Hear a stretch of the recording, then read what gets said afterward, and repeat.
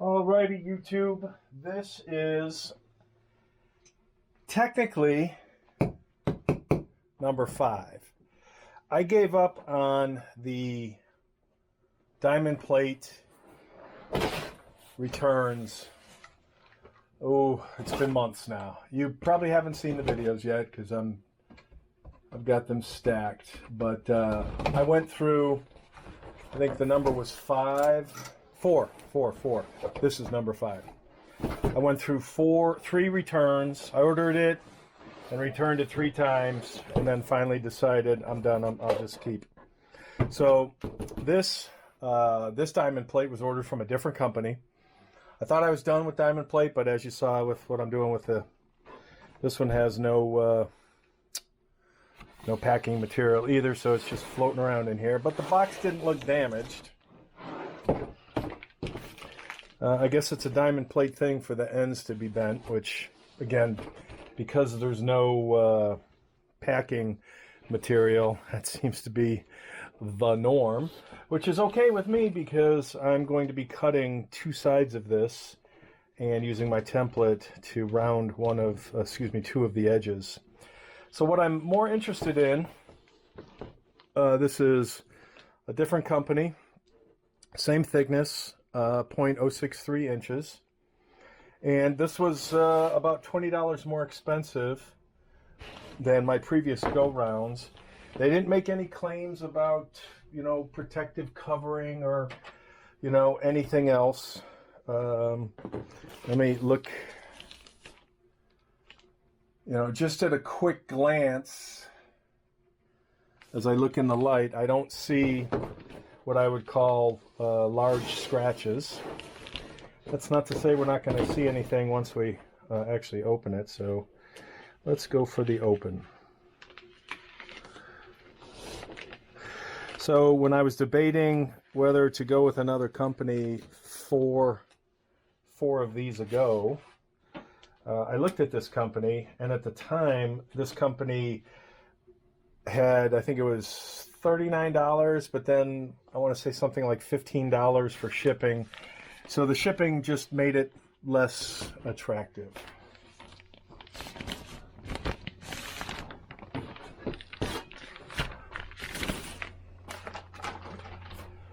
Okay, so let me take a peek at this in the light. And I should have gone with these guys to begin with. This is a beautiful piece of diamond plate. There's not a scratch on it, save for the corners, but because of what I'm doing with the corners, that doesn't matter. So we are good. This will then get cut probably on a weekend with the new. Actually, I don't know if I'm going to use which plasma cutter, the touch or the no touch. So you'll see me run some experiments on the touch to see if it does a little bit better on the dross and the slag. We'll see. But yeah, wow, I wish I should have gone with these guys to begin with. So this company,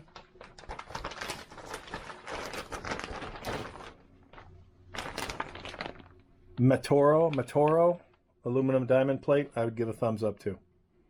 So, and I'm a picky bastard, so that says a lot. Good stuff. Update. The small plasma cutter, the touch, did a great job. Looks beautiful, and it's coated. Unfortunately, as I have this apart, it will not fit, which is why the other was slightly smaller. So I'm going to recreate that by tracing the bottom and just redoing the entire bottom. That's the plan. We'll see how that works. Hello, YouTubers, Reloading Bench. Back with you again.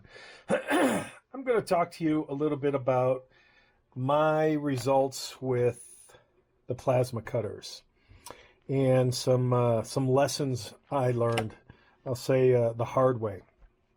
So my first plasma cutter was the no touch, and it originally had the included standoff that if you've seen a previous video, the way it's structured it's very easy to get under something if you don't have a good clamp. So I picked up these standoffs, and that works great for not having, worrying about being clamped securely. You've got a very high post here. The challenge with no touch is the beauty not having to touch the metal, but you've got a large standoff, almost a ½ an inch, which is okay if you're using something like this template with a large radius. No big deal. But as soon as you move over to something that's a little more curvy or intricate, you lose your ability to get in a tight space. And that's where the touch comes in. Very easy to get in, trace, and follow. So I use both for different things. And that also means I have different results. So if you saw previously, the no touch left a bit more dross or slag on the underside, whereas the touch did not. And I'll say that with a caveat. Again, more learning lessons.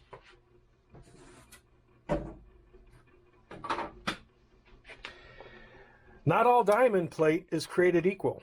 So this was my first diamond plate, and as I was cutting with the no touch, it created a lot of slag or dross. When I cut the new diamond plate, it was noticeably less, and that was using the touch torch.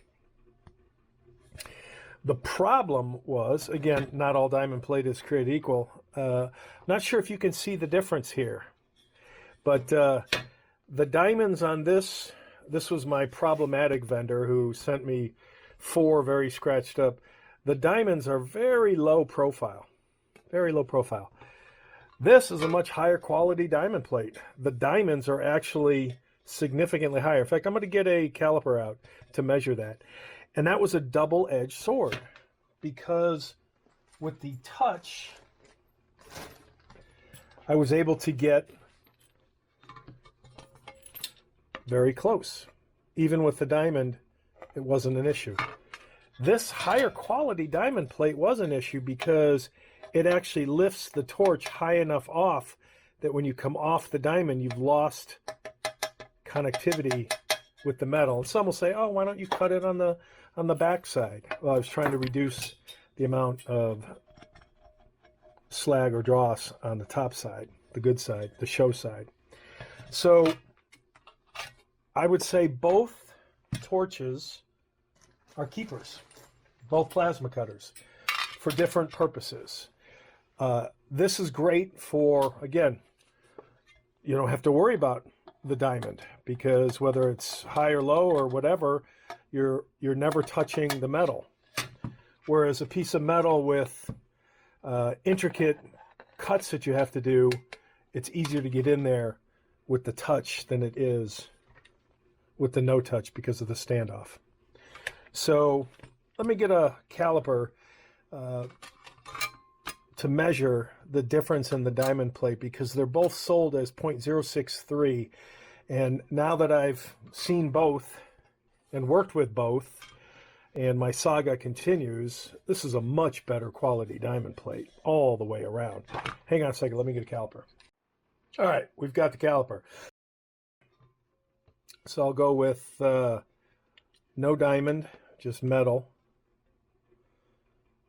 0.048 on metal. I'm going to go on this diamond, center of the diamond. 0.063 on the top of the diamond. Same thing on this one. Let me go for just metal. 0.057. And then I'm going to go on top of this diamond. I can get it. It doesn't sound right. Am I on the diamond? .092 on the diamond. Let me go on another one.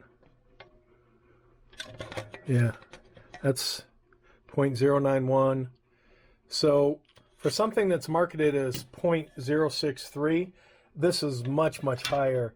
This is .047, and then when you're on a diamond, it's 0.63. And I noticed when I was cutting them, I mean, even looking at the side profile, you can see fucking everything gets knocked down. Long piece of metal. Hello?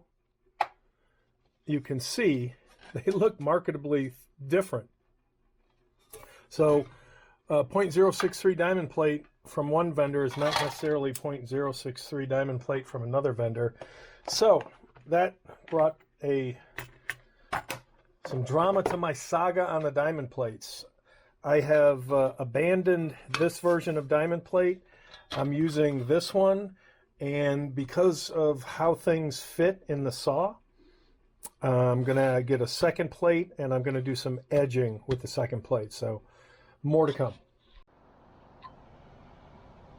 All right, so tonight's task with this new, less damaged piece of, only one corner was damaged. Now I tried to bend that back a little bit, but not too successful. So I made this template, and this template is going to go in each corner. And that's what I'm going to cut out for the bottom of the inside of the saw base. So that was a very expensive piece of diamond plate just to get these 4 little corners. But that's what tonight's project is. Back in a bit. So here's the template, here's the setup, and that was the first cut. Came out nice. Okay, YouTube, so when I put my diamond plate in the top of the base and then I put this on top of it, I didn't like how it looked. I didn't like the fact that you've got 4 bolt holes in each corner, and only 2, the most inner 2, are actually used to bolt the cabinet to the base. And I just didn't like how it looked. It looked just a little cheesy. So I came up with this idea. I took my template that turned out to be a disaster for the whole bottom, and I decided to fashion another template, and that template allowed me to cut these 4 corners out. And I'll put these 4 corners in, and you'll see what they look like as a temporary fix.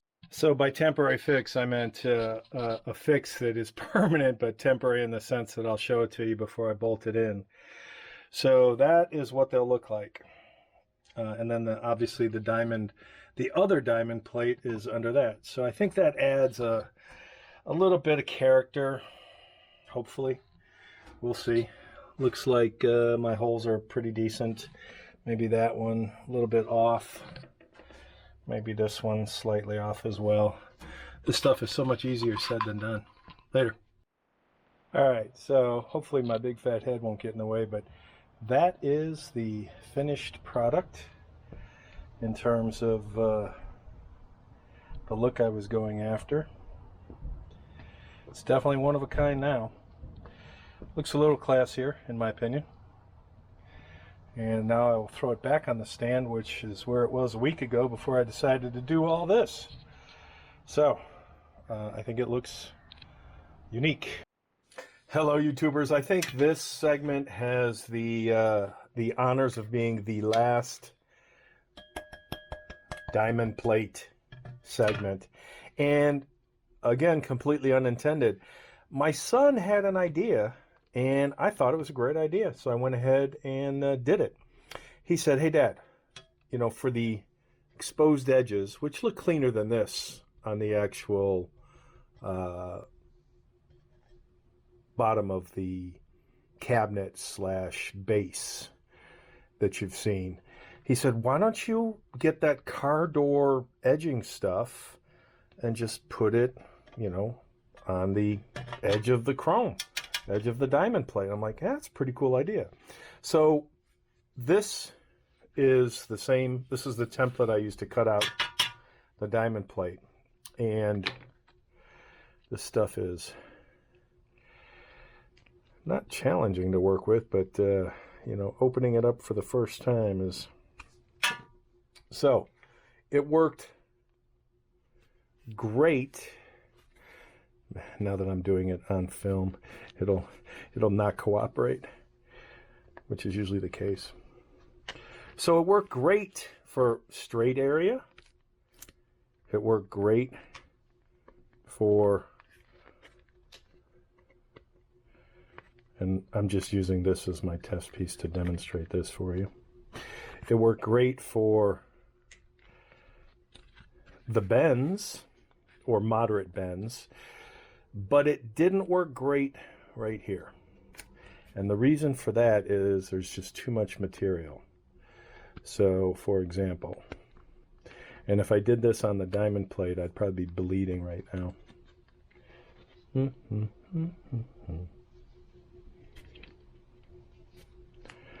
Yeah, this is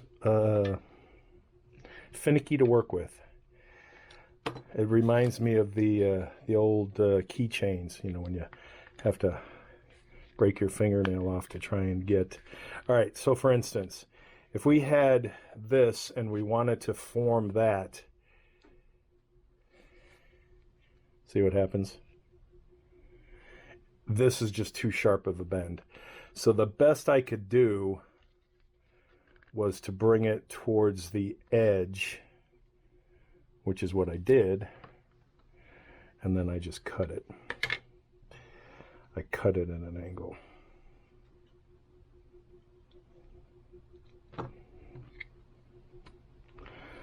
So I cut it so that it would match.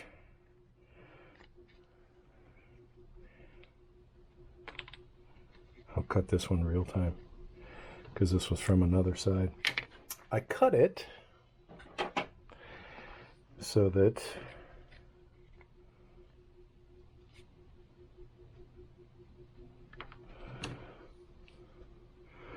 it would stop right here and then continue all along. So I think it came out really good. This out of my how many feet? I want to say, how many meters was this thing? I want to say it was like 3 meters. 3 meters of stuff. I'll show you what it looks like in the cabinet. So there we have it. I think it looks beautiful. Try to keep my big fat face out of the picture. My big fat head. But yeah, I think it came out really nice.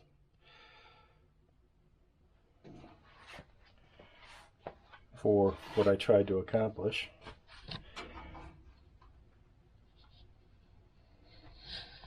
Good stuff. It was a good idea.